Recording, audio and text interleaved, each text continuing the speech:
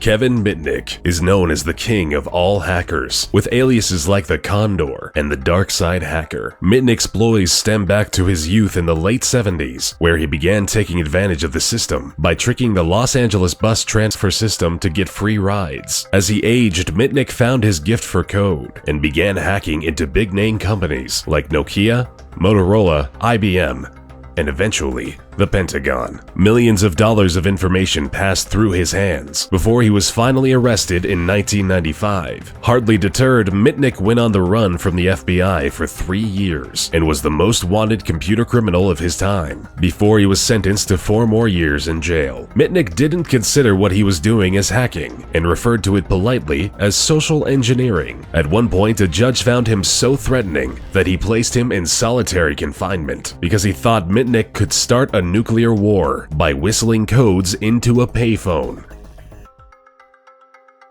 The dangerous British hacking duo of Matthew Bevan and Richard Price took the world for a potentially deadly ride for several weeks in their youth back in 1994. They began by attacking the Pentagon's network for several weeks and progressed further by stealing battlefield simulations. If that wasn't enough, they started intercepting messages from US agents stationed in North Korea and accessed sensitive material from a Korean nuclear facility. This was all incredibly alarming to the US because at the time, Price and Bevan were using US systems to infiltrate information from Korean systems, which, simply put, nearly sparked an international incident.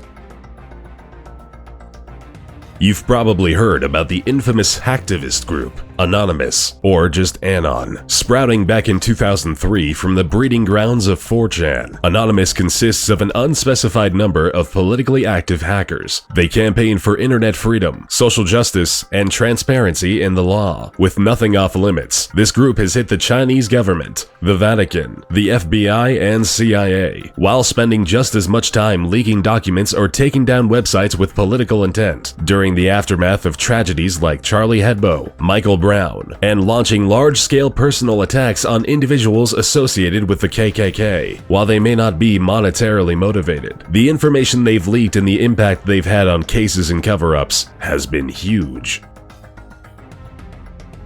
Little is known about Astra, which is the net alias of this notorious hacker, who spent half a decade in the mid-2000s stealing high-profile weapons technology data and software. Astra would quickly sell this information to people and organizations across Brazil, South Africa, the Middle East, and the rest of the world. While no one knows how much money he was able to make or where it went, the damages he caused are estimated between $250 and $361 million. Strangely, even after all of the destruction caused, Astra was never publicly identified, even when Greek authorities arrested and detained this threatening hacker in 2008. Speculations and rumors say that he is a 58-year-old Greek mathematician and is serving 6 years in jail somewhere.